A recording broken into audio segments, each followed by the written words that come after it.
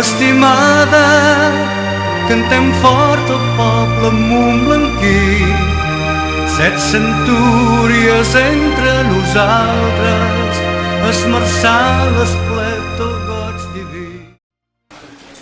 Bona tarda i benvinguts a la quarta xerrada dins del cicle de conferències que s'estan fent amb motiu de les festes extraordinàries de la Mare de Déu de la Serra. Avui tenim amb nosaltres a la Carme Plaça i ens parlarà sobre la història i llegenda del monestir i la Mare de Déu de la Serra. La Carme, tot i que crec que la majoria ja la coneixeu, però s'explica una miqueta pels que no, la Carme és filòloga i va començar fent estudis sobre l'omàstica i sobre la parla, sobretot a la conca de Barberà, a Barberà, però més endavant ja veiem que comença a fer... Què? Sí? Mira que jo soc cridona, Llavors ja veiem que en un moment donat comença a fer treballs d'història i història de l'art, al principi, i gairebé sempre, amb Joan Foguet, amb el seu marit. I és que ja diuen que qui va amb un coix, doncs al cap de l'any acaba més coix, i qui va amb un historiador, doncs acaba enganxat a la història o avorrint-la, que és l'altre perill que hi ha. Però en el cas de la Carme, doncs sí que ens hem trobat que ha seguit fent treballs d'història. Però una part de la Carme, una faceta de la Carme que potser no és tan coneguda, és la de correctora i coordinadora de moltes publicacions que s'han fet, sobretot en aquesta casa, quan en Joan Foguet era el president del Centre d'Estudis, va ser als anys 80 i al principi dels 90, doncs totes les publicacions anaven a cura del Joan i la Carme. I jo recordo que era quan començava a brandar per aquesta casa, recordo tardes vespres amb la Carme sobrant llibres i vaig aprendre molt d'ella, sobretot quan es feia el projecte museogràfic d'aquí a la seu central, que la Carme no es limitava a fer-nos la correcció ortogràfica i sintàctica, sinó que sempre ens donava un cop de mà i ens aconsellava com redactar perquè quedés millor. I això és una cosa que potser molta gent no ho sap, però que a mi em porta un record que s'ho passava molt bé, Carme. S'ho vam passar molt bé. Doncs bé, ara ja us deixo amb la Carme, però abans voldria comentar-vos que la xerrada d'avui és una introducció, ens pot servir a nosaltres d'introducció, amb un llibre que està preparant la publicació i que, si tot va bé, es presentarà al setembre dins el marc doncs, de les festes de la Serra també. I més endavant, quan ja surti el programa definitiu, podreu veure que hi ha la presentació del llibre de la Carme i ens tornarem a trobar, si veniu, amb aquest acte. Jo ja us deixo amb la Carme i baixo perquè vull veure. Moltes gràcies, Dolors. La veritat és que és la millor presentació que em podíem fer, que gairebé m'ha emocionat, perquè he recordat tots els temps de treballs aquí, a Montblanc, al museu, al centre d'estudis, i estic encantada. Moltes gràcies. Bé, jo us explicaré, intentaré explicar-vos una mica. En tot cas, m'agradaria que al final preguntéssiu el que no quedi clar, perquè potser sortiran molts noms i moltes històries. Doncs us explicaré una mica, ja ho diu el títol, el monestir i la Mare de Déu de la Serra dins de la història i la llegenda. Més història que llegenda, o potser més llegenda que història, això ja ho veurem. En principi, he dividit l'explicació en 3 parts. Una part és la part dels làscaris, o sigui, les 3 parts estan interconnectades. La primera part és la part de la làscaris, naturalment, perquè és la fundadora. Una altra part és la de la fundació del monestir, com va ser, com es va originar, i l'altra és la imatge de la Mare de Déu de la Serra. Intentaré que aquestes 3 parts no quedin gaire desconnectades i al final doncs farem un resum. Comencem pels làscaris. Els làscaris, aquí teniu un dibuix dels làscaris. Normalment els làscaris són els 3 segons d'aquí baix, però aquestes pintures bizantines tots són iguals.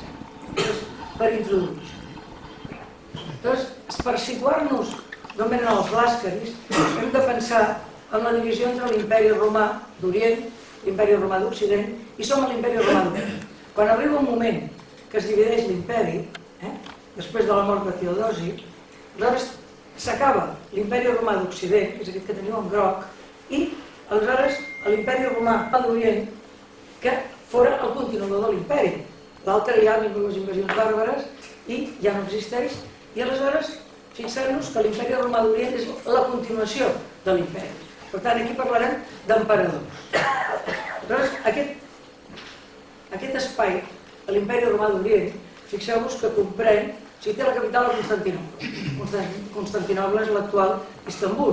Que aleshores, amb tot això diem l'imperi romà d'Orient, són els bizantins. A partir d'ara no ens embolicarem i a les làscaris els hi podem dir bizantines i els hi podem dir gregues, perquè de fet l'imperi bizantí és el lloc on hi ha, o sigui, és en territori grec i actualment turc, que és la part de Constantinoble. Aleshores, què passa?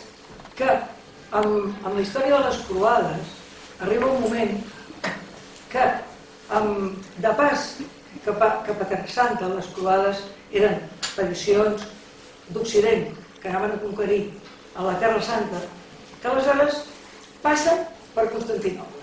Naturalment, això és el Mediterrani és molt important i aquí hi ha tot un joc de poders. Hi ha els venecians, que tenen un paper importantíssim, i aleshores aprofiten la feblesa i les lluites internes dels emperadors bizantins, grecs, com vulgueu dir-los, i aleshores s'apoderen de l'imperi d'Orient, d'una part de l'imperi d'Orient.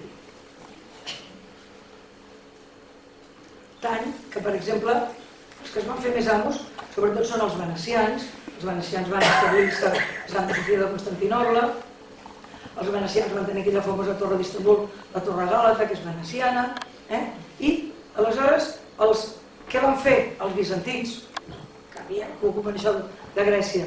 Doncs el que van fer és marxar, perquè, mireu, el llatí, a l'imperi llatí se li diu l'imperi llatí d'Orient, per diferenciar-lo de l'imperi llatí, de l'imperi grec d'Orient, o l'imperi bizantí d'Orient, aleshores resisteixen i aleshores funden com a tres llocs diferents, que són, per una banda, l'imperi de Nicea, l'imperi de Trebisonda i el despotat d'Èfir. Queda Constantinoble en mans dels croats, per tant, ja s'ha acabat aquí l'imperi bizantí. Això va durar uns quants anys. De tots aquests, el més important va ser l'imperi de Nicea. L'imperi de Nicea, veieu aquí on és, agafava tot aquest tros d'aquí, va ser el principal oponent del regne croat. I a més, aquesta gent cada vegada es van hel·lenitzar més, de manera que ja no van parlar de Cèsar, que és el nom llatí, sinó de Basileus, que és el nom grec. La religió comença a ser l'ortodoxa, el patriarca i el papa es comuniquen mútuament i bé, es diu el cisma d'Orient, d'Occident, el cisma d'Orient és igual, i aleshores el principal oponent dels croats, clar, per nosaltres això és increïble perquè sembla que siguin els mateixos, doncs no. Aleshores hi ha un imperi a Nicea que té la seu a Nicea, que és l'actual Iznik, aquí a la costa turca, i que és el principal oponent dels croats. Bé, llavors aquí hi ha una dinastia important. Aquesta dinastia és la dinastia dels làscaris. De fet, tota aquesta gent, hi ha moltes dinasties, que estan relacionats entre ells. Són els comnens, com millor sonen, els duques, els làscaris, etc. I, aleshores, un gendre de l'últim emperador bizantí és el Teodor Làscaris, que estava casada amb una comnena, si us sonen els comnens, expressió per en què, i aquesta és la dinastia que mana a Nicea. Nicea va ser un lloc floreixent importantíssim, culturalment, políticament, va ser l'imperi d'Orient, però amb un refinament, amb una cort important, culta, diplomàtica, naturalment, vull dir, havien d'entendre's amb aquests i amb els altres. El primer, diríem el fundador de la dinastia de Nicea, va ser el Teodor I Làscaris.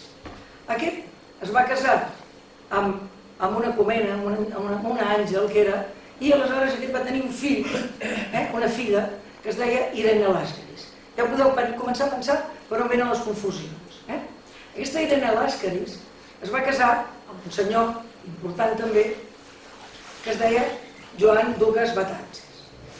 Bé, aleshores, aquest Dugas Betances, el seu fill, que és el Teodor Làscaris, va agafar el nom Làscaris, perquè aquesta gent, això dels noms no els hi venia d'aquí, ni els noms ni els escuts, en el fons.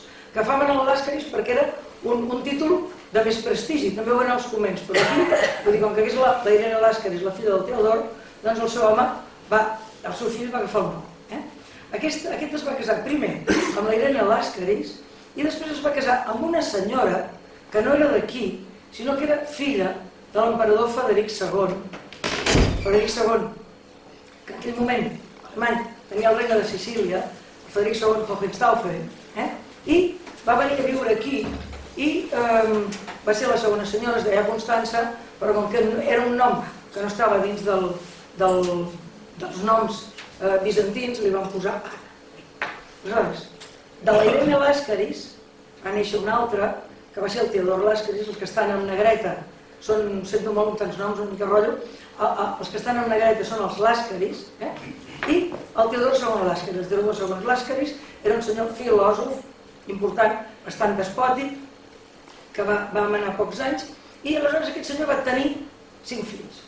Una Irene, una altra confusió, una Maria, una Teodora, una Eudòxia i un Joan IV Làscaris.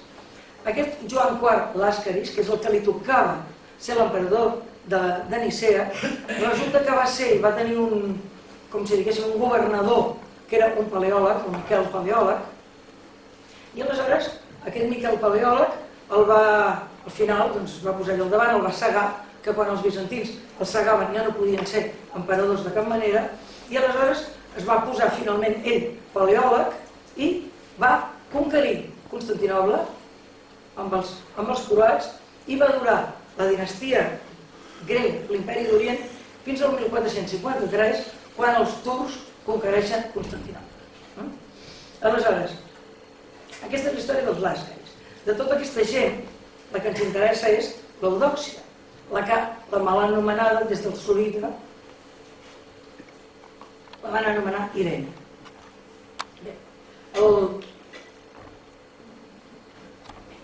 Qui era aquesta senyora? Aquesta senyora, ja sabeu bastantes coses d'aquesta senyora, però de fet els darrers treballs, aquesta senyora va estudiar, per exemple, el Miret i Sans, abans havia sortit amb altres treballs, però el Miret i Sans va fer una colla d'estudis, un article que es diu, el nom ja significatiu, 3 princeses gregues, que eren aquesta, la seva filla i una altra senyora que ja veurem, i se li diuen infanta de Grècia, princesa bizantina, digueu-li com vulgueu. Els documents diuen la filla del veritable Teodor Làscaris.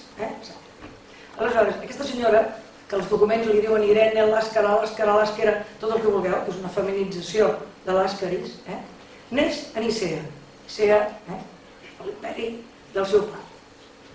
El 1263, o sigui, com que la seva família va ser destronada pel paleòleg, el paleòleg se'ls emporta a tots a la cort de Constantinoble i ella ha de seguir. Aleshores, el paleòleg va casar a tota la família Làscaris, va casar perquè li devien fer nosa, i aleshores la va casar amb el comte Guillem de Ventimiglia. De fet, el paleòleg, el Frederic Hohenstaufen, els Ventimiglia eren de la banda dels gibel·lins, que els gibel·lins eren els oposats al papa, que els del bàndol del papa eren els güelfos, però bé, això és tota una història. Però era de la seva mateixa corda, i la casa amb el Guillem de Ventimiglia, que és un senyor de la Ligúria, de Gènova. I aleshores aquesta senyora, la senyora Eudòxia, se'n va cap a la Ligúria. Aleshores fixeu-vos que he posat una fotografia aquí, perquè quan algú ha estat emparentat amb els Làscaris, s'ha posat Làscaris i s'ha posat el seu escut. Això és més tardà, però a Niça hi ha un palau que es diu Palau Làscaris, que era dels Ventimiglia, i aquí tenen l'escut aquest que ja veurem després, que és l'escut dels Làscaris, que era, per exemple, aquí li ve per l'herència dels Ventimiglia. Aquesta senyora, el 1277, i això està bastant aclarit després dels treballs de la senyora Macià, després del Miret Andreu Macià i el canonge Aucells, que és el que va fer una conferència a les festes de la Serra el segle passat, i que està molt ben estudiada per Aucells, doncs sabem que finalment el 1277 arriba a terres de la corona catalana-aragonesa amb els seus fills. Amb els seus fills. No se sap si estava separada, no era viuda. Hi ha algun document una mica més tardà que encara parla, li diuen comtessa de Ventimiglia. Per tant, tenia el marit. Però aquesta senyora anava francament pel seu compte.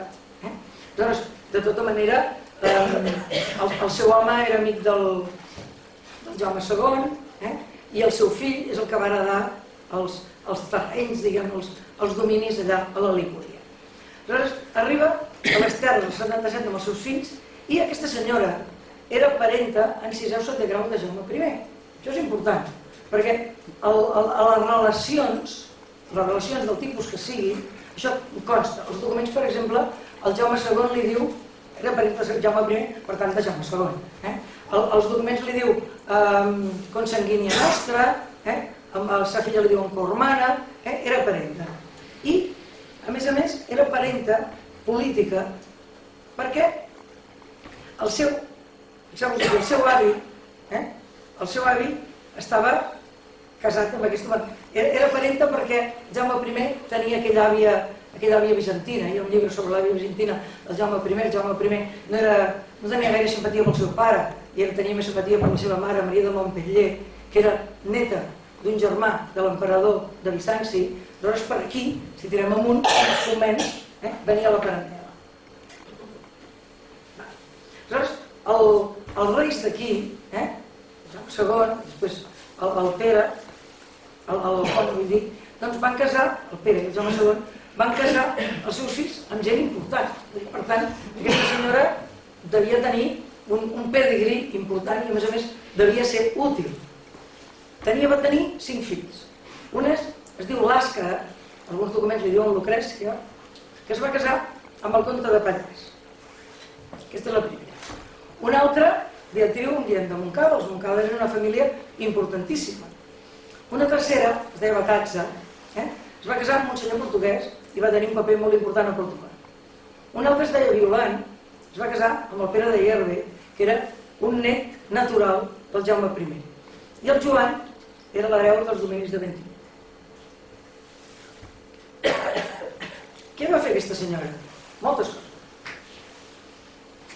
Aquesta senyora va rebre donacions i concessions per tot el territori, sobretot València, Aragó i Barcelona.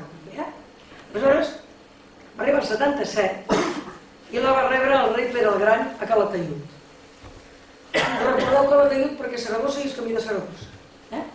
El rei li va donar concessions al regne de València, a la vall de Moixent, per part de Pere el Gran, i Alfons el Llibert.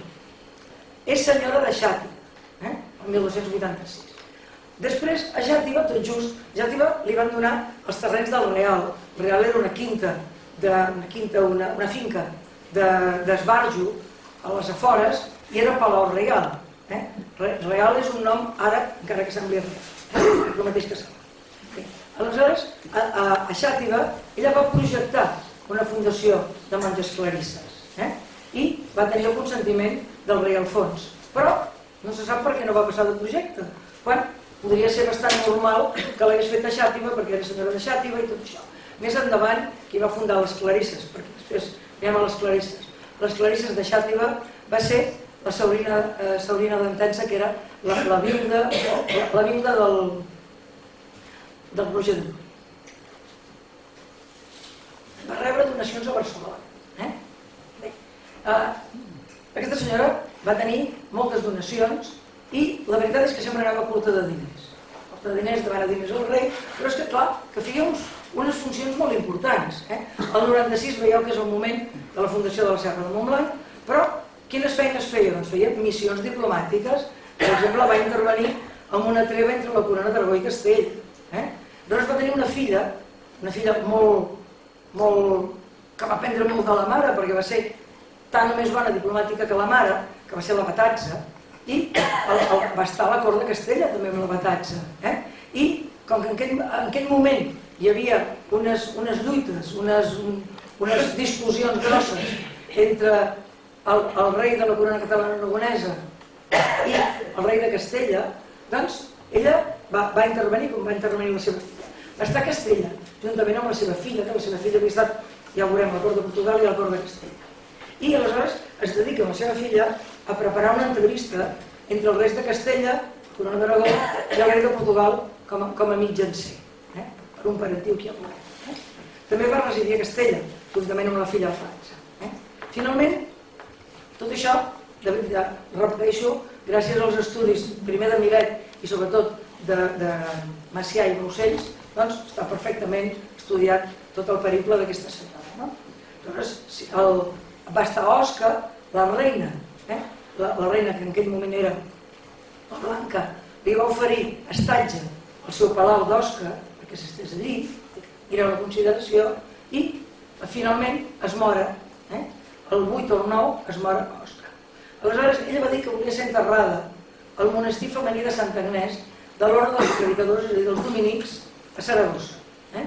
I va destinar 8.000 sous, que no van arribar, perquè els diners que donava aquesta senyora no acabaven d'arribar perquè tenien moltes despeses. Però després aquí hi ha un embolic. Primer que tot, aquí no s'ha trobat res. I els convents del convent masculí, aquest era femení, Sant Agnès, el masculí de Predicadors de Saragossa, hi ha un llibre que es diu Lumen Domini, diu que allí estava enterrada l'Àscara i sa filla, i aquí hi havia el sepulcre, que era aquí el presbiteri, hi havia enterrada, hi havia dibuixada una àliga, però la veritat és que en aquell sepulcre no van trobar els ossos. És a dir, que tampoc podem trobar els ossos, no sabem on està enterrada a l'Àscara, sabem que va ser enterrada a Saragossa, però d'aquests monestirs no queda res per guiar, ni al segle XVIII, quan s'escriu tot això, no van trobar.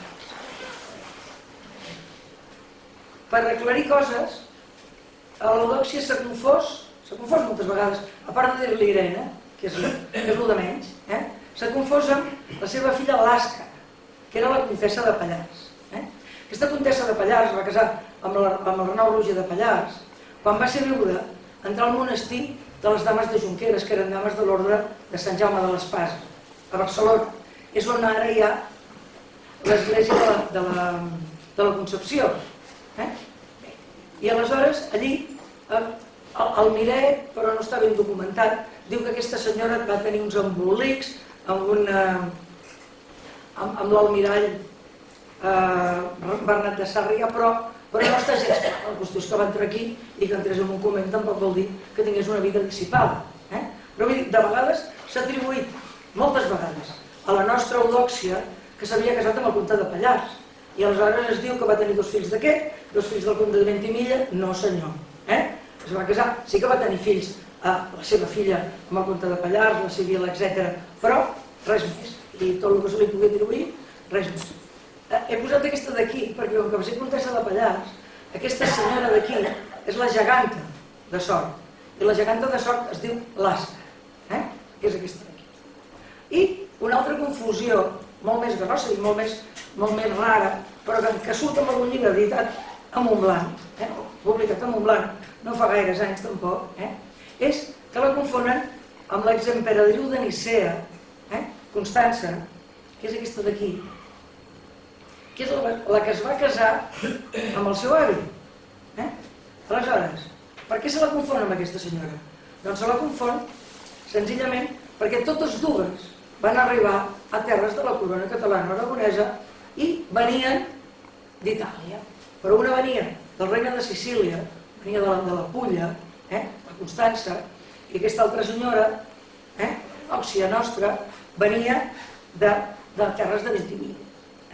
Totes dues eren de la mateixa edat, curiosament, però una, la Constança, era àvia política de l'Eudòxia. És possible que fossin amigues, perquè van coincidir a la cort del seu avi. Però d'això a explicar que va venir, que és la mateixa, o explicar que va venir perquè era aquesta, o que van venir juntes, tampoc es pot dir, perquè aquesta va arribar entre el 69 i el 71 i l'altra va arribar al 77.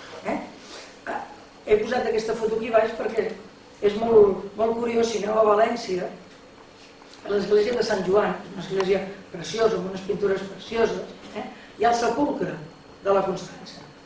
Els bizantinistes, hi va haver un senyor bizantinista que es deia Schlumberger al segle passat, que arriba a València i veu un sepulcre i diu, però què hi fa aquesta senyora aquí? Doncs aquesta senyora va venir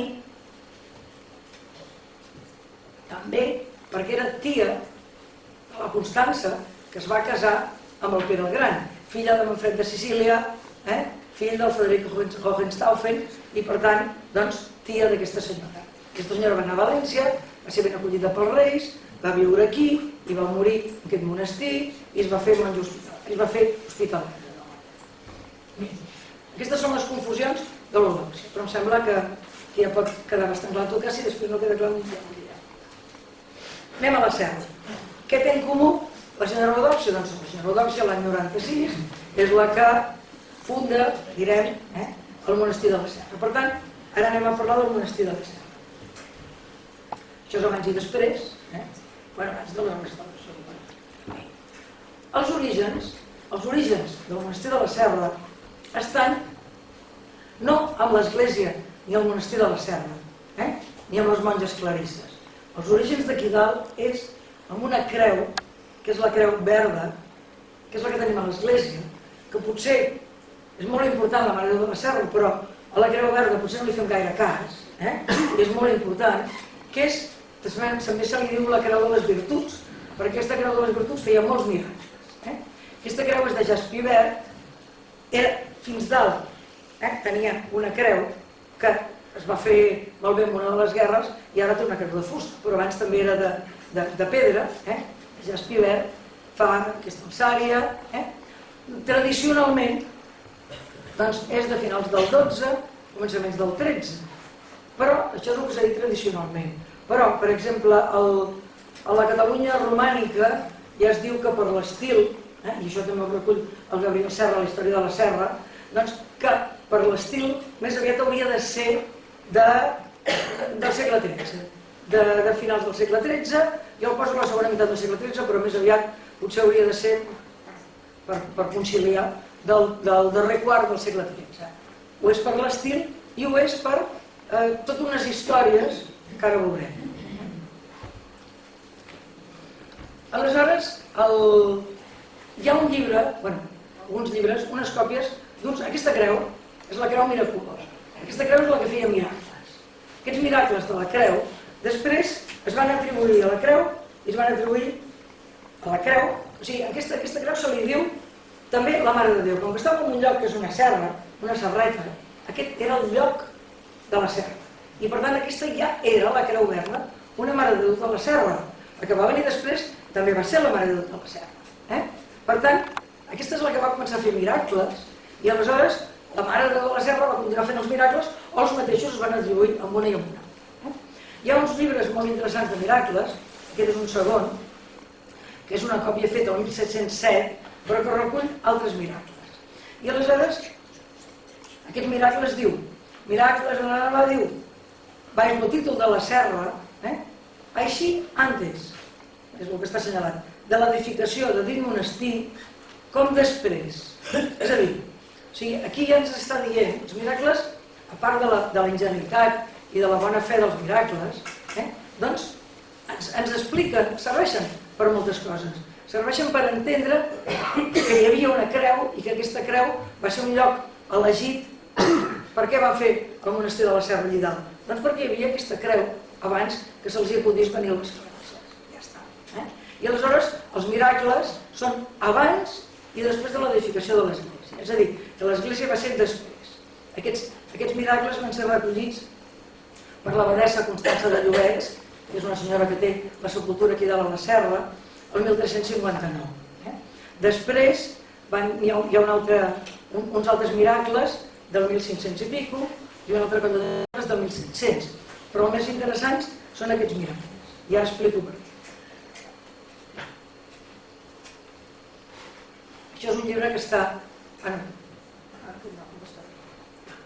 al lloc de la Serra. Que quedi clar que una cosa és el lloc de la Serra i l'altra cosa serà el monestir de la Serra a partir del 96. A partir del 1296 parlarem del monestir de la Serra perquè comença el monestir de la Serra. Però el 1295 encara se li diu el lloc de la Serra. I és per això que el rei Jaume II va recomanar, això és un document que dius, bueno, què fem aquí? A la Universitat de Montblanc que donessin el lloc de la serra als carmelites. Això és un document que està publicat al Bofarull, Documentos para escriure una monografia de Montblanc, no? Perquè allí s'han manifestat i trobat les virtuts dels sants, perquè feien miracles. Aleshores, aquests miracles, doncs, això d'aquí és un dibuix del Ramon Requesens, que està publicat en un foradot, que té un article que diu quan Montblanc creixia i naixia ja existia la Verge Maria, una cosa així, i aleshores ell imagina com devia ser el lloc de la serra amb la creu de la serra, i és ben bé així, perquè a veure, si ens creiem els miracles o no ens creiem els miracles, la veritat és que, per exemple, parlant d'un miracle, parlen de que hi anava molta gent. Aleshores, aquesta creu es va començar a moure, va llançar llums. On llança llums aquesta creu? Llums que anaven des de la serra fins a la Mercè, que és un altre pol de religió. En un altre moment també pot ser que vagi a parar a Sant Joan, que serà un altre pol de devoció. La serra és un lloc pensat com a pol de devoció. Aquesta Mare de Déu, Mare de Déu d'aquí baix del Fust, que fa miracles, resulta que la seva fama es va expandir. I ja, al moment de la creu, abans del monestir, ja diu que era conegut a València, a Mallorca, fins i tot a Navarra, etc. I, per exemple, hi ha el miracle d'un castellà, de la Castella, que ve aquí. I aleshores demana a la Mare de Déu que li curi la cama. I aleshores es passen tota la nit davant de la creu i l'han endevat i la cama curada. Molt bé. Aleshores salta la valla. Ah, caram, doncs és el que li falta al dibuix del Ramon, que això ho vaig treure d'aquí d'una altra creu, o sigui, era ben bé una cosa així, i al davant una valla perquè la gent no passessin. Salta la valla i diu, Mare de Déu, cureu-me l'altra cama, i aleshores la Mare de Déu torna al lloc on estaves abans i torna a curar l'altra cama. Totes aquestes ingenuïtats dels miracles doncs serveixen per saber què hi havia. Hi havia una cosa que diuen una barraca, que tenia uns pilars de guix, en algun moment, que al damunt tenia un sostre, coberta de fusta o de rames, i que al davant tenia tota una reixa, perquè clar, si no la gent s'haguessin tirat al damunt de la imatge, amb tota la devoció, esperant miracles i tot allà, i bé havien de quedar treballadors. Per tant, ja tenim, gràcies a això, una explicació de com era, primer que tot, el lloc de la serra. Probablement, i això no ho sabem, hi devia haver algú que se'n cuidés una mica, perquè diu que quan feia un miracle hi posaven una campaneta, i aleshores doncs hi anava la gent i deien, ara es mou, a veure, no? Els miracles estan escrits en llatí, però com dir, per exemple, ara es mou, està escrit en montblanquí perquè te diu ara es mou. Això és el lloc de la serra. Aleshores, anem a la fundació del monestir. El 20 de gener del 96, això ja ha sortit tots els llibres, tampoc ho repetiré tant, hi ha l'acte solemne de fundació del monestir de Santa Maria de la Serra. Diu, reunit al Consell de Prohoms, aquest acte estava a l'arxiu de la Serra, es va perdre, el Miret la publica parcialment i el mossèn Baucens la publica en llatí i dona la traducció en català. Els Prohoms de Montblanc, de casa, etc. Instàncies i pregs de l'excel·lentíssim senyor Jaume II, donem, concedim i atorguem a vos la molt venerable senyora Infanta Làscara, etc. Per tant, durant aquell lloc, la Infanta Làscara, els Prohoms de Montblanc, perquè faci un monestir. Un monestir de monges clarisses. I per què, si abans resulta que volien fer els carmelites, per què hi ha clarisses? Doncs perquè en aquells moments, els franciscans estan en auge. I les clarisses també estan en auge. I estan protegides i assessoren, per exemple, les clarisses de Barcelona estan protegides, diguem, pel Consell de Cent. Després hi ha franciscans molt importants, hi ha reis que s'enterren al monestir dels franciscans, etc. A Montblanc hi havia un convent de frares franciscans. Això és important perquè aleshores hi hagi unes monges clarisses, perquè els frares en principi tenien l'obligació de la cura animarum, és a dir, de cuidar les ànimes de la gent, de confessar, etc., de la cura espiritual de les monges. I aleshores, en aquell moment, per exemple, ja es comencen a fundar monestirs de clarisses. El primer monestir de clarisses, això és una maqueta del Museu de Barcelona, de les Drassanes, és el de Sant Antoni i Santa Clara, i potser us sona el lugar de Santa Clara pel Victus. Aleshores, precisament era aquí, i això va ser un monestir. Les monges de Santa Clara van anar a fundar després les monges de Pedralbes. Bé, aleshores, això és un monestir, poso aquí perquè la maqueta era bastant així, i era bastant important, i el claustre d'aquesta sembla ser que va servir de model pel de Pedralbes. Al costat d'aquestes, el monestir de Montblanc és un monestir que té una església magnífica, una imatge magnífica, però que no té un edifici tan gran com aquests monestirs. Aleshores, després es van començar a fundar monestirs. Lleida, Tarragona, probablement a Montblanc, quan s'estableix aquí, les clarisses venen monges de Tarragona a estar-se aquí com a comunitat, però clar, de moment encara no tenien res. Després Vilafranca, Girona i Pedralbes. Aquests darrers, Montblanc estaria entremig, aquests darrers són un tipus diferent, perquè primer van a uns pobles, tenen un esperit més de la fundadora de Santa Clara, i després aquests, a partir de Vilafranca i Girona, ja són, i no diguem Barcelona, el de Barcelona ja és el paradigma del monestir fet per iniciativa reial, vol dir que els reis inverteixen, perquè si els reis no inverteixen, aquests monestirs no surten, perquè resulta que les monges pobretes no es poden anar a predicar com anaven els frares, perquè ja els han imposat la clausura. I aleshores, doncs, si hi ha per exemple, el de Cervera no va poder tirar gaire bé perquè no va tenir prou donacions. En canvi, els de Vilafranca, que sí que va tenir donacions de la reina, el de Pedralbes, de l'Elisenda de Montcada, la darrera dona del Jaume II, doncs es va fer en un any. El Montblanc no es va fer en un any, però l'església va avançar bastant, vull dir que estaria entremig, entre els que tenien les aportacions dels fidels i de la gent del poble, i els que tenien, la veritat, és un mecenatge real. I perquè les clarisses eren afavorides per les reines. Després de la Blanca d'Anjou, que es va casar amb Jaume II, l'altra muller, que va ser la Maria de Xipre, es va enterrar els franciscans de Barcelona amb hàbit de clarissa. L'Elisenda de Montcada, ja ho sabeu, es va enterrar en un costat de reina i l'altre de clarissa. Va fundar un monestir de Pedralbes on va ser. Vull dir que estaven els monestirs que es feien més, estaven protegits pels reis i que, a més, també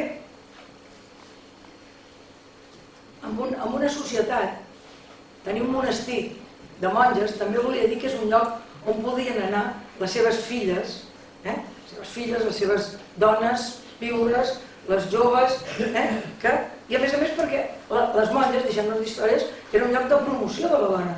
Si una dona estava sotmesa amb un home, si anava en un convent tenia més probabilitats de cultura i fins i tot, algunes vegades, d'independència que no pas seguint el home. Bé, aleshores, aquí, quan es funda el monestir, tenim que la imatge està dins de totes les llegendes de les Mares de Déus trobades, per això la festa de la Serra és el dia de les Mares de Déus trobades. I aleshores, o bé la Mare de Déu de Montserrat és una Mare de Déu trobada, la de Núria, etc.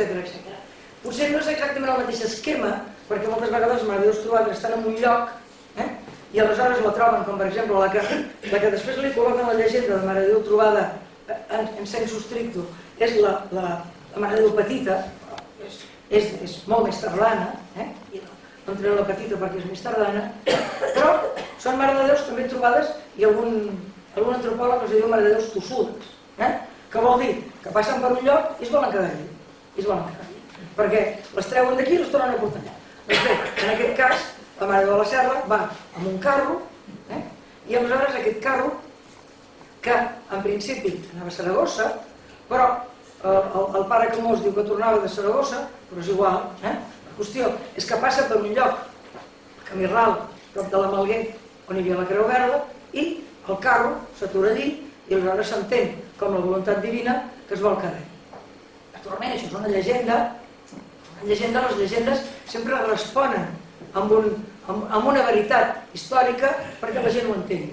O sigui que el sentiment popular s'inventa o s'arregla llegendes per entendre coses, perquè si no dius, bé, què passa aquí, no? Com és que hi ha aquesta Mare de Déu tan guapa aquí a Montblanc? Què hi fa una princesa grega? Doncs, bueno, ho expliqueu amb una llegenda, però una llegenda, com diu el Palau Dolcet mateix, una llegenda que té personatges reals. Molt bé, és una llegenda. Aquesta llegenda lliga amb molts esquemes, és a dir, els esquemes fundacionals de molts llocs de clarisses i altres convents, però els de clarisses, per exemple, i es pot prendre com a exemple el de Sant Antoni i Santa Clara de Barcelona. A Sant Antoni i Santa Clara de Barcelona hi ha dues monges que es diuen Clara i Agnès i que eren dues monges no del moment de la fundació, sinó uns anys més tard, una abadessa i una altra. I aquelles, la llegenda les fa fundadores. I com que una es diu Clara, les fan cosines de Santa Clara. Que no ho eren, però què aconsegueixen amb això? Doncs una sèrie de coses. Primer que tot, igual que a Barcelona, per exemple, coses que passen a les fundacions de les clarisses, és que hi havia, al lloc on funden, hi ha una ermita oratori interior.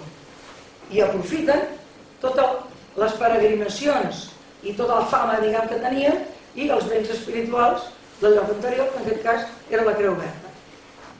Quina altra cosa és? Que hi ha, o sigui que molts monestirs es diuen fundats per Santa Clara. També tots els monestirs de franciscans estan fundats per Sant Francesc quan se'n va cap a Sant Jaume de Galícia. Doncs bé, també hi ha tota una via de peregrinació aquí. I on va la Làscaris, o d'on torna? De Saragossa. Saragossa és un centre de peregrinació mariana. Per tant, doncs el viatge a Saragossa ja lliga. La Làscaris va anar a Saragossa, va ser rebuda pel Bisbe Calatayud. Que l'Eudòxia no podia arrossegar una Mare de Déu, perquè a més ja feia uns anys que era aquí, una Mare de Déu que pesava no sé quant, amb un carro que a més està fet aquí i no estava fet a la Ligúria perquè feia anys que havia vingut. Molt bé, però vull dir que això serveix la llegenda per explicar que hi ha una Mare de Déu aquí i que la fan més tard. I que a més és una cosa real, que hi ha el Jaume II, que en aquests moments també està fent el Panteó de Santes Creus i que és la que promociona que vinguin les clarisses aquí i aleshores doncs promociona i la seva amiga la princesa Làscara, no? Una altra cosa que passa amb aquestes coses doncs és aquestes imatges i aquestes clarisses són rebudes pels prohoms de la vila, els ofereixen un terreny perquè facin un monestir i que es troben en una via de peregrinació. Per tant, llegenda i història van juntes.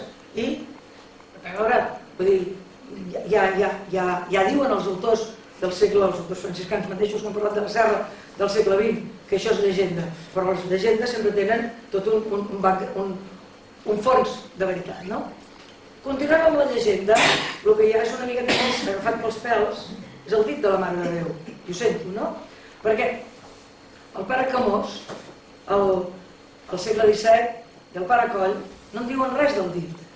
No diuen res que la princesa va prendre un dit i se'l van portar cap a Saragossa. En canvi, el cantor, l'Espinac i el Poblet i Teixidor parlen del dit. L'altre dia el Josep Maria Porta va dir que li semblava que potser podia tenir a veure amb quan la llancen del Cambril o no la llancen del Cambril o que va estar aquí el temps que van ser els francesos. Siguin els francesos, sigui el que sigui, hi va haver un malbrestat i llavors va llançar la Mare de Déu. Va llançar la Mare de Déu i ja sabeu que la Mare de Déu la van llançar amb uns quants trossos perquè aquell braç del Nen Jesús doncs es veu d'una hora lluny que era així però que estava bastant mal fet i s'aguanta d'aquesta manera que el van refer, doncs en aquell moment devia perdre el dit. I potser aquest dit no se'l van portar a la Làscaris, però potser se'l van portar a algú. I potser és com la Mare de Déu petita que el té algú. Això és una altra història.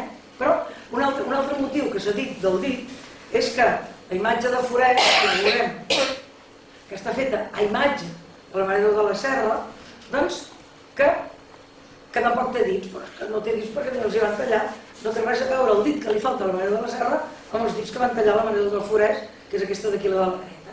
Per tant, deixem-nos estar del dit, a més, a veure, els miracles quan, per exemple, amb un miracle troben a la creu, sabeu que van trobar la creu, comença a treure llums, i troben ossos d'uns sants allí, aquell castellà que li havia curat les cames, va prendre un os, i aleshores la Mare de Déu li va fer agafar un mal de panxa, que fins que no va tornar l'os, no ho va arreglar. Per tant, si li hagués pres el dit a l'Àsper, hauria acabat malament.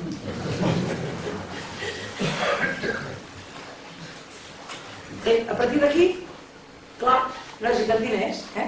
Penseu que les monges damianites, que són les que seguien la regla estricta de Santa Clara de la pobresa, no podien tenir propietats. Però aleshores ve la regla del papa Urbà, que és el 56 o el 86, que ja poden tenir coses, perquè si no tampoc es podien mantenir. Aleshores, aquestes ja segueixen, que es diuen les urbanistes, del poble urbà, perquè ja tenen censals, establiments amfitèutics, maneres, normalment donacions, per poder posar en funcionament un patrimoni. Això és un censal de l'any 1321, que és de l'arxiu de Montblanc, i agraeixo al Josep Maria Porta que si és aquí, doncs que ens ho va deixar retratar. Això és un censal que tenen aquí. Aleshores, hi havia comunitat? Doncs bé, el 1298 hi ha una butlla, les bulles són per donar indulgències als que visitin l'església i per tant que donin almoines, hi ha una butlla del bisbe Tello, de Tarragona, i en aquesta butlla sembla, perquè alguns ho llegeixen malament, però sembla, llegint bé el document, que diu que hi hagi una abadessa, però no sembla que hi hagi una abadessa. Ara bé, el Palau, i després ho copia, sense donar cap més document, el Sánchez Real, parlen d'una aldonsa de Masdoveres. La que segur que hi ha abadessa és el 1305, la demanda de Masdoveres, que és aquella que té, entre d'altres, un sepulcre aquí a la serra.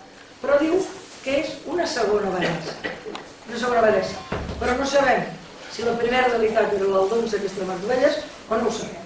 El que es pot pensar és que sigui la senyora Làscaris, perquè la senyora Làscaris és una senyora molt ocupada que no parava enlloc. Penseu que els inventaris de sa filla, que elaborem la batança, hi ha llits plegables, i això vol dir que aquesta senyora viatjava d'un lloc a l'altre i no es podia quedar d'abadessa a Montblanc perquè no era el seu cos. Aleshores, en 1511, l'abadessa, que és la Beteta, ja demana al Jaume II pedres i fustes de la sinagoga. Per tant, a partir d'aquí ja tenim les abadesses. Això està en un treball del Sánchez Real, que és l'ovació lògic. L'església. Això és una butlla molt bonica, que també tenen a l'arxiu.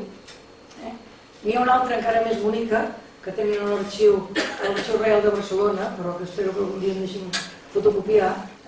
I és molt bonic perquè hi ha un dibuixet amb la Mare de Déu. Després hi ha altres butlles, aquesta és del 55, l'altra és del 45, i són butlles, són cartes d'indulgència que donaven els papes i els bisbes perquè deien el dia de Sant Macià, el dia de la Mare de Déu d'agost, el dia de tal, els que visitin l'església, doncs tenen tants dies d'indulgències i aleshores faran un almoina. Doncs això són butlles, no?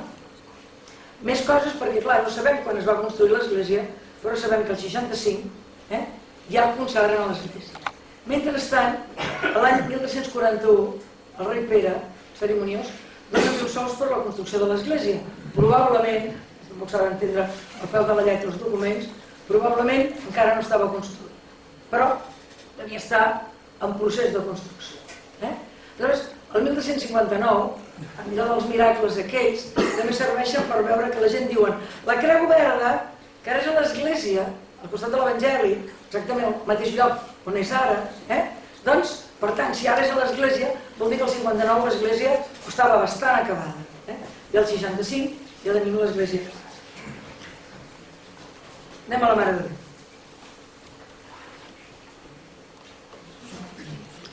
La Mare de Déu, de fet, el que he fet és un estudi iconogràfic, la gent ja l'han vista, des de la Bastra, mireu el que pesa per pensar com podia anar amb un carro i com aquella pobra dona que ja feia temps que havia vingut i d'on a terra.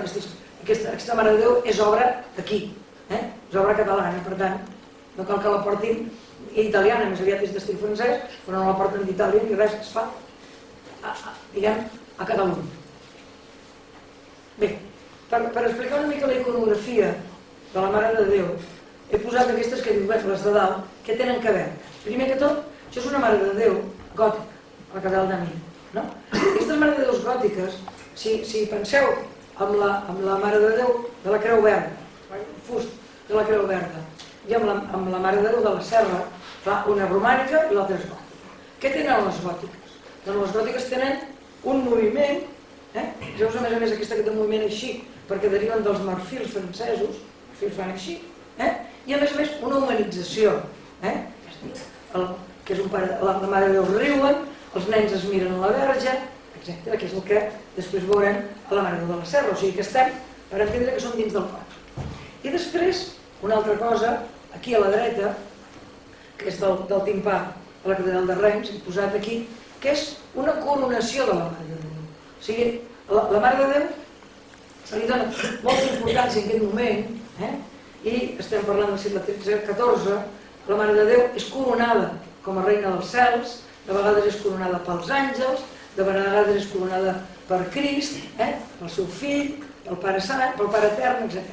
O sigui, amb aquestes dues, amb un goticisme, amb una humanització de la Mare de Déu i amb una coronació de la Mare de Déu, tindrem explicat una mica la iconografia de la Mare de Déu de la Serra. Per què? Perquè la Mare de Déu de la Serra té un nen que li posa una corona.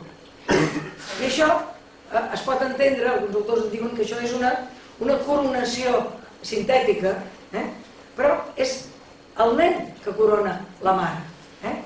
I aleshores això apareix per primera vegada a la Mare de Déu de la Serra. I així. I a partir d'aquí es copia en altres llocs. Es copia a la Forès, a l'Ubuixadors, una altra aquí a Solsona, etc. És a dir, que la Mare de Déu de la Serra agafa la iconografia gòtica. El nen es mira la mare, toca la mare, per altra banda, la coronació. Aleshores, sembla que hi ha un miracle d'un senyor que era cistercenc, que es deia Cesari de Heisterbach, que explica un miracle en el qual, doncs, el nen li posa ell la corona i aleshores ho posa a la Verge. Amb això vol dir que el nen és fill i al mateix temps corona la Mare de Déu i la Mare de Déu és reina perquè és mare del rei del nen, no? Però això és una tipologia artística que no havia aparegut mai fins que apareix la Mare de Déu de la Serra.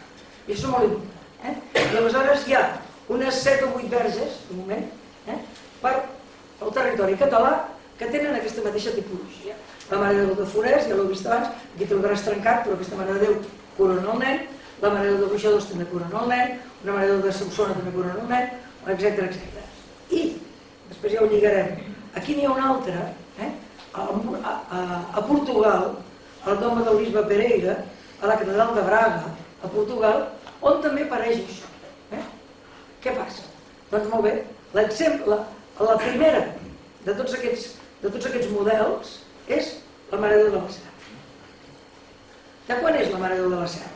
Clar, la Mare de Déu de la Serra no és de quan ve la princesa Làscaris, és posterior per totes les obres, però aleshores ja tots els historiadors consideren que és de la mateixa mà, obrada per la mateixa persona, que la imatge de la Reina Blanca d'Anjou, que és la que està al sepulcre de Santes Creus. I si aneu a Santes Creus, la mireu bé, clar, la Mare de Déu de la Serra està molt repintada, abans no estava tan repintada, però la van pintar, era més aviat més pintura, aquesta en té menys, la Reina Blanca encara en té menys, i aleshores això també ho ha desfigurat una mica. Però els historiadors, etc., consideren que és del mateix autor que el sepulcre de Santes Creus. El sepulcre de Santes Creus hi ha un problema. Alguns historiadors de l'art actuals i antics consideren que és d'un senyor que es diu Pere de Monull, potser d'origen francès, i uns altres que diuen que és de Francesc de Montfleury. Aquí, de moment, no ens casarem, sigui del Monull, sigui del Montfleury, és de la mateixa persona. En el cas del Montfleury tindríem més relació amb una escola de Lleida i en el cas del Monull potser tindríem més relació amb una escola francesa. Però és igual, sigui del Monull, sigui del Montfleury, la Mare de Déu de la Serra, això és el que diuen tots els historiadors de l'art ben reconeguts, no? La Mare de Déu de la Serra i el sepulcre de la Blanca d'Anjou és dels mateixos anys. El sepulcre de la Blanca d'Anjou és del 1313. La Mare de Forès, que és una còpia, perquè les còpies sempre són més dolentes que l'original, i la Mare de Forès és una mica lletjota, al costat de la Verge de la Serra, doncs la Mare de Forès té una inscripció a la peanya que és del 1324. Podria ser que fos posterior, però en principi el que s'admet és això. Aleshores, hi ha dues dates, una és postqüent i l'altra antiqüent. Doncs una és el 1324 a darrere i el 1313. Més o menys, entre el 1313 i el 1324 hem de tenir la datació de la Mare de Déu del Mundo.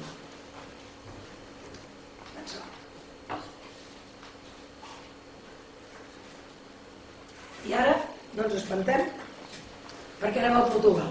A Portugal resulta que la imagineria de Portugal, tant les Mare de Déu, els sants i sobretot l'escultura funerària, que és molt important en aquest moment, doncs hi ha una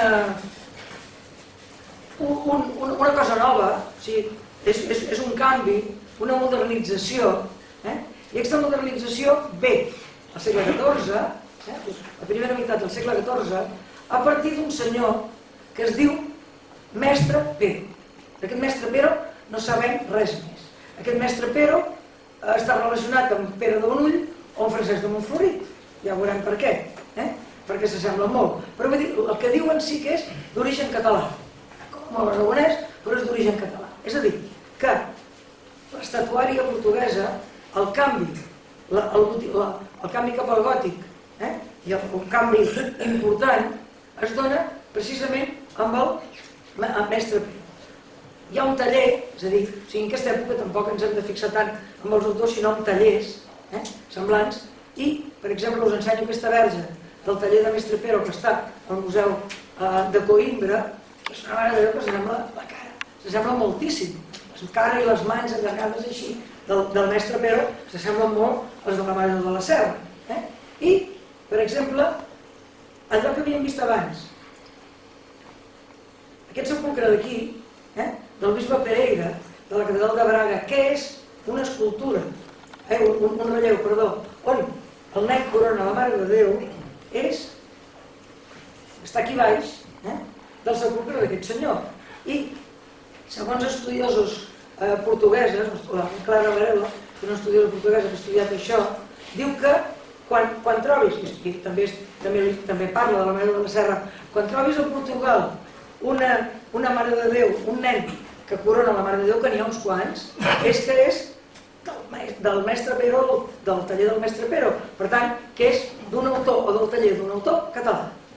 Doncs aquest senyor, que és el bisbe Gonçalo Pereira, diuen que aquesta cara s'assembla molt a la cara del Jaume II de Santes Creus.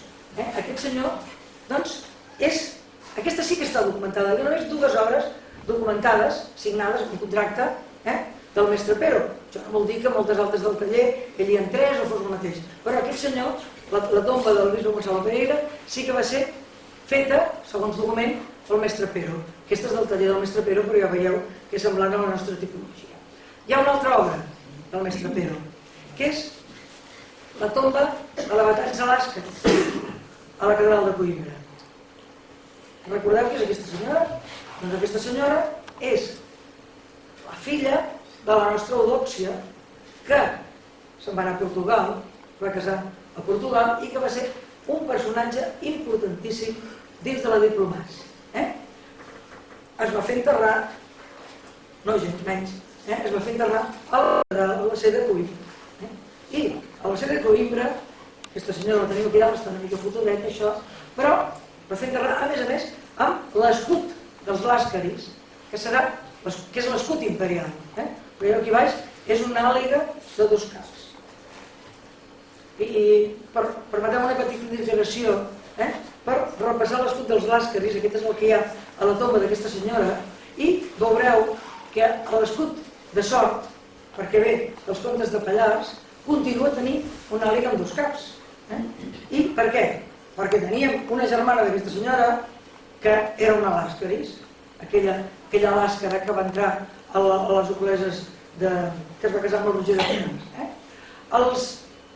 Els emperadors grecs, els paleòlegs i els cantacusens van utilitzar aquesta àliga. Aquesta àliga és la que tenen els arts de Rússia, és l'imperi, és la que tenien els Augsburg.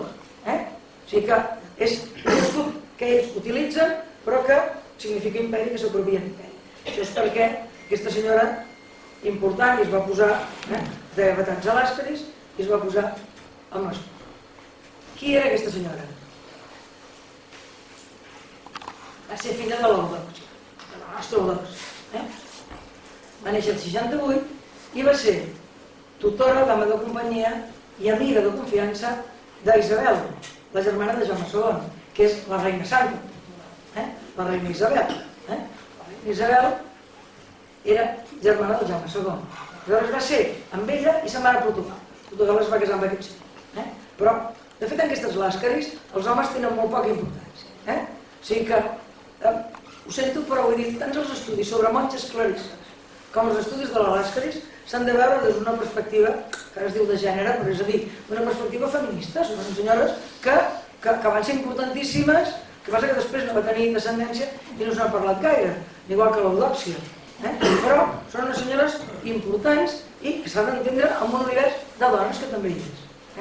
Aleshores, se'n va a Portugal, quan es casa, la reina Isabel es va casar amb el rei Don Dionís de Portugal.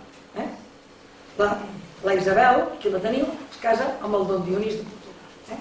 Aleshores, ella se'n va a Portugal, és molt amiga de Santa Isabel, i aleshores aquests van tenir una filla que es deia Constança, que es va casar amb el Ferran IV de Castella. Va continuar sent tutora de la Constança, se'n va anar a la cort i va ser amiga del Ferran de Castella, i va continuar sent tutora de l'Alfons de Castella, que era el fill d'aquests. Aquesta senyora, Don Dionís, Portugal, Jaume II, català, i el Sanç IV, castellà, li van donar un munt de coses. El Sanç IV li va donar uns terrenys, unes possessions a Villalar, que és les Castelles. El Jaume II també li va donar moltes coses. El rei Don Dionís li va donar una comanda hospitalària, mentre ella fos viva, de Santiago de Cassem, que va donar origen a una llegenda que va dir que aquesta senyora havia arribat allà, que havia tret fora un moro que es deia Cassem, i va ser la senyora d'allà, que res, hi havia una altra llegenda per la Batança. Però tots aquests senyors, a més, el curiós és que ella va ser més espia del rei català que no pas dels altres, però va estar bé amb tothom. Genial diplomàcia. El Jaume II li diu nostra coromana, coromana, cosina i vulguem, no? I aleshores tots li van fer cas, per exemple. Però clar, les funcions diplomàtiques no es veuen als documents, perquè tot era parlant. Ara, els documents diuen que no parli ningú aquest ambaixador fins que no digui el que li ha de dir Doña Batatza. O Doña Batatza avisa el Jaume II que estan a punt d'envair-lo els moros per allà baix a l'Almeria. Estan a punt d'arribar. Per tant, aquesta senyora sabia moltes coses. Castella i Aragó, que estaven enfrontats, doncs fa de mediadora juntament amb Don Dionís i queda ben tothom.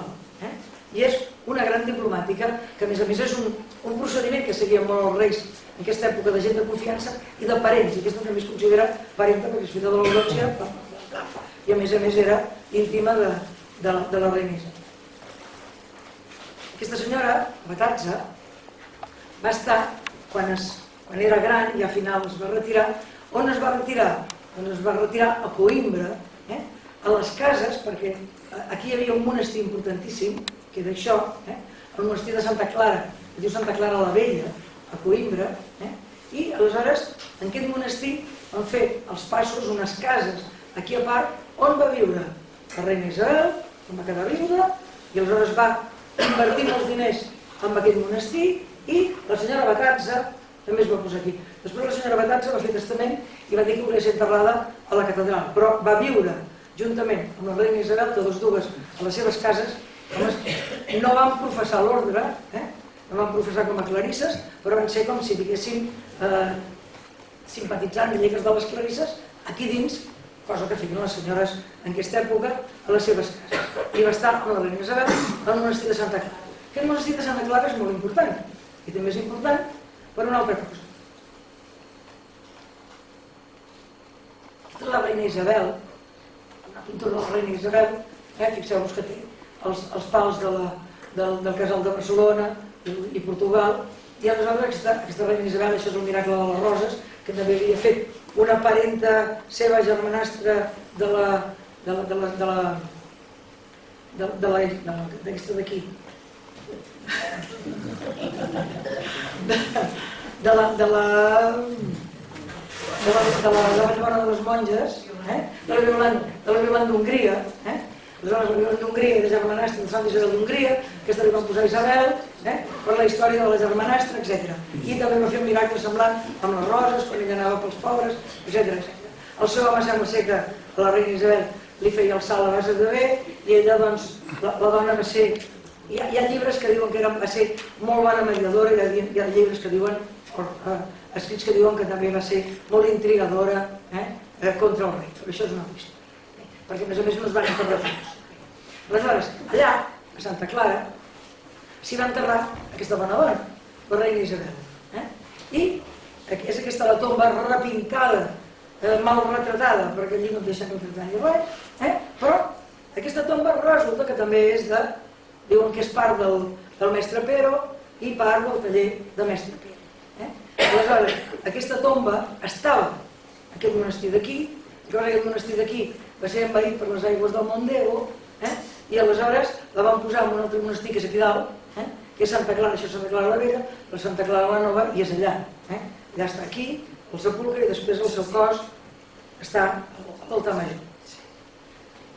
Què ens interessa d'aquesta senyora? Doncs ens interessa d'aquesta senyora que igualment tornem a estar com una persona relacionada amb les Làscaris, relacionada amb Jaume II, que és el que també devia fer per fer la Mare de la Serra, juntament amb la Làscara, doncs que és del mateix taller que Pere de Manuel i Francesc de Montfleury, que ho van fer.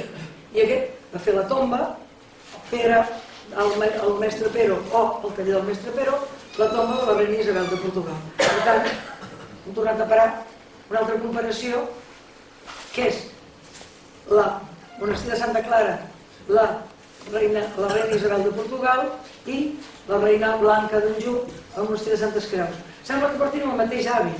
Un és hàbit cistercenc, clar, els monges són iguals, un és hàbit cistercenc i l'altre és hàbit de clarissa. Però fixeu-vos que les corones són molt semblants, els àngels que hi ha aquí al costat i aquí no es veuen són molt semblants, per tant estem en un mateix taller relacionat perquè aquesta senyora, la reina, a Portugal va portar artífex i artistes del seu país natal i aleshores que aquests són els mateixos que els de la Mare de la Serra, senzillament. Bé, arribat aquí, hi ha molts embolics, recopilem i després pregunteu el que vulgueu. Tot això, en el fons, es relaciona. Tenim que a Montblanc de Santes Creus hi actua un senyor, sigui el Pere de Manuel o sigui el Francesc de Montfleury, ens és igual, uns d'aquests dos, i aleshores fan, per una banda, la Verge de la Serra i per altra banda, el sepulcre de la Reina Blanca. Paral·lelament, a Portugal, paral·lelament, que aquesta línia havia de ser tota contínua, però va sortir així quan canvies d'ordinador. Paral·lelament, a Portugal hi ha el mestre Pero, i el taller del mestre Pero, que són paral·lels i fan el mateix tipus d'obres. Mare de Déus, nens que curen a la Mare de Déu, imatges que tenen unes mans i unes cares molt semblants, uns àngels molt semblants, aquests treballen conjuntament. Aquests fan la Verge de la Serra, el sepulcre de la Reina Blanca, per aquí. Però a Portugal, el sepulcre de la Reina Blanca s'assembla molt al sepulcre de la Reina Isabel. I pel mateix taller tenim el sepulcre de la Batatza, que és l'Àscaris. Aleshores tenim que això relaciona, per una banda, la Batatza a l'Àscaris, la Reina Isabel i l'Eudòxia a l'Àscaris. Amb què? Amb els monestirs de Clarisses. Perquè la Isabel i la Batatza van estar en un monestir de Clarisses, que l'Eudòxia, mireu que tot això de dones, les Làscaris, les Clarisses i la Verge de la Serra. I l'Eudòxia, doncs, no són clarisses, però sí que promocionen les clarisses. I al final, on anem a parar? Amb l'Eudòxia a l'Àscaris i la Batats a l'Àscaris. I ja està. Moltes gràcies.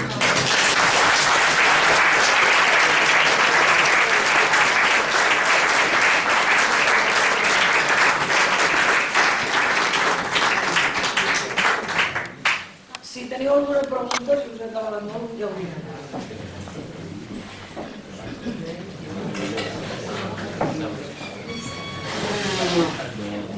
Què és una pregunta? És que no m'ho recordo la veia. Al final sí.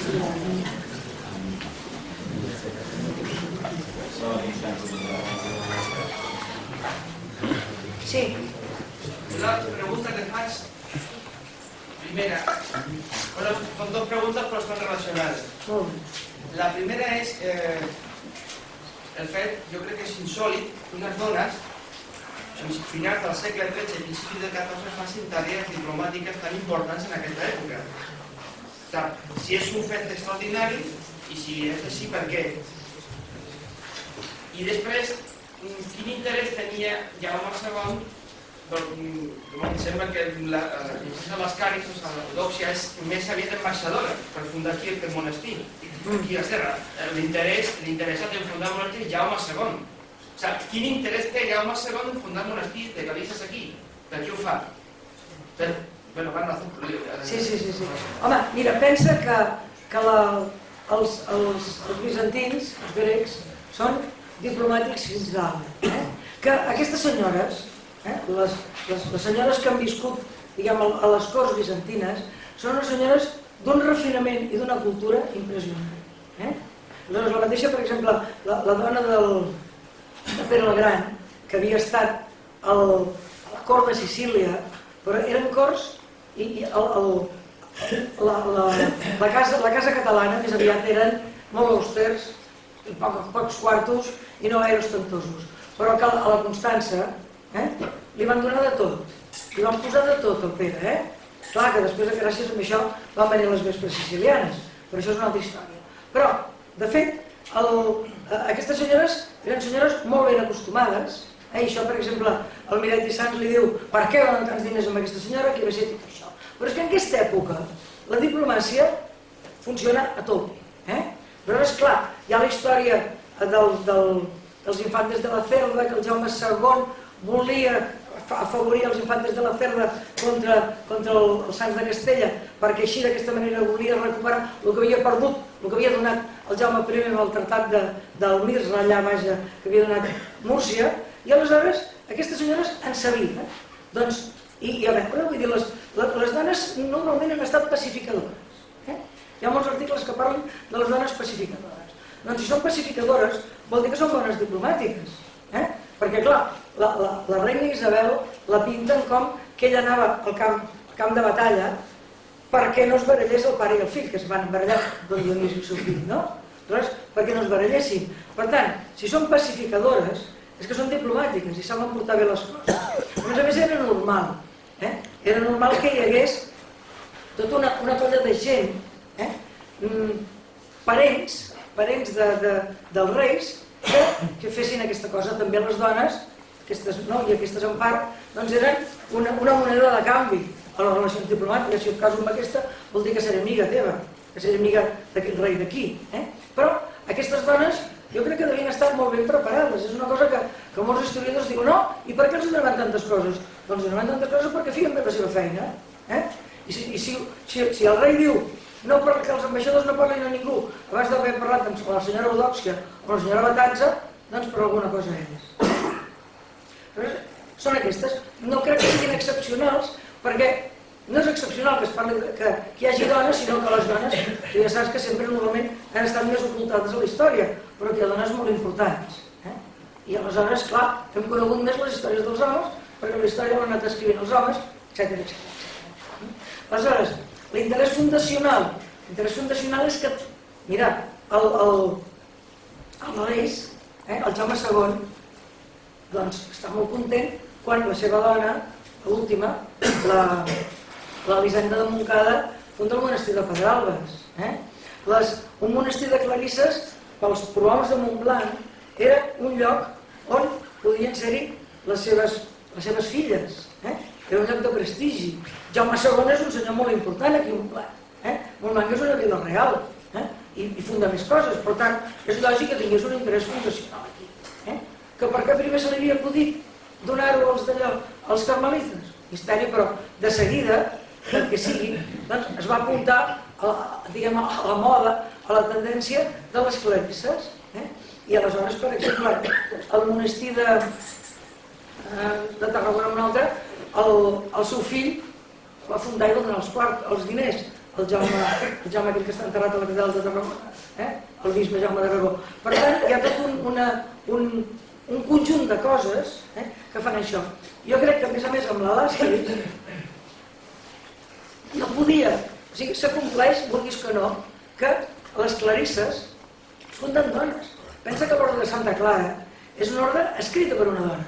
La primera ordre religiosa escrita per una dona. O sigui, perquè Santa Clara, la primera, per exemple, Santa Clara la refà, i l'ordre de Santa Clara està feta per una dona. I això és una cosa excepcional, però és que, clar, estem en un moment que també hi ha tot unes monges que surten, hi ha uns franciscans, aquí hi ha hagut uns franciscans importants, i aleshores és lògic que hi hagi unes clarisses. No sé si t'he contestat.